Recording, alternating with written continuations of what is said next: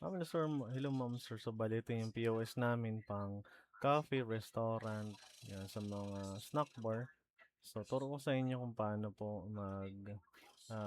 malaman yung sales nyo everyday or monthly. So na-adjust naman po yun. So click lang natin yung POS.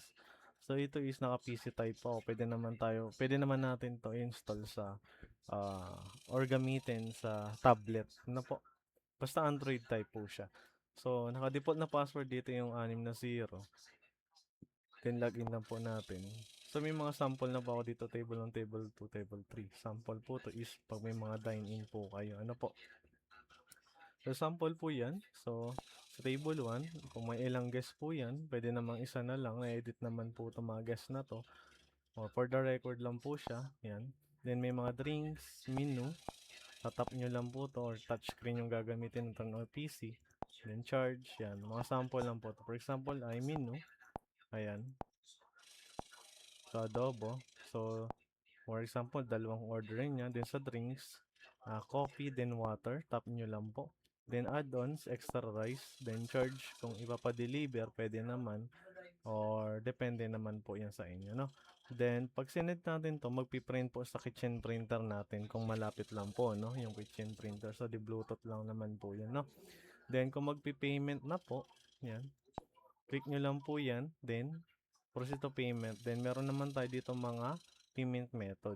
Pwede tayong gumawa po dito ng GCash or Maya Bank. So, pwede natin may edit po to. Kung sa online, dito na po is generally. So, may bank transfer. Yan. Then, meron pong GCash or Maya. So, kung cash naman po, automatic yung nakaselect. Then, ang kanilang babayaran is 215. Yan. So, try po natin, no? Kunwari is ang binigay po sa mga tender natin is 500. Yan, click nyo lang po. So, may change na to 85. Pag pinay po to, mag-open yung cash drawer. Then, bibigyan nyo po sila ng sukli or change na 285 pesos. Then, close nyo lang po to pag nabigay nyo na po yung sukli sa kanila.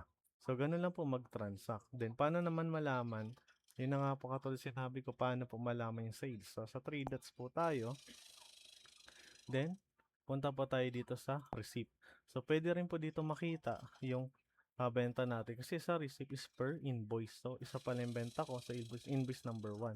Then, naka-total po yan dito. Then, kung anong, pwede nyo makita kung anong payment method yung ginamit. Ano po? Ayan. So, pwede naman natin, ito po, nakalagay cash. Ayan. So, bako lang po. Back. Ayan. Then, back lang natin. 3 dots po ulit. Then, dito sa company report. Sa company report naman po, dito natin pwede i-select or mamili tayo ng mga gusto nating makita na report. Ano po? Para malaman yung sales natin. Sales or payment method na ginamit. Then, yung mga profit natin. Yan. Then, yung mga item include modifier, ibig sabihin mga nabenta. Then, sa inventory. So, search lang natin. Then, dated po yung pwede natin po ito. Ma-adjust yung date. Pwedeng monthly, weekly, daily. Ano po? Ayan. So, search lang natin yan. Then, makikita nyo ngayong araw. Ayan po. So, ito po yung total sales natin. Payment method na ginamit. Yung profit. Ayan. Makikita po natin. Then, yung mga nabenta natin ngayon with categories. Then, inventory natin. So, wala naman tayong inventory. Mamaya po ituturo ko po. Ano po? So, yun lang naman, ma'am, sir, kung ah, paano mag-monitor ng sales nyo. So, pwede rin naman po itong ma-print sa printer nyo. Pwede rin ma-save sa CSV or picture. Ano po? Yan. So, yun naman, sir, ma'am, sir. So, thank you so much po.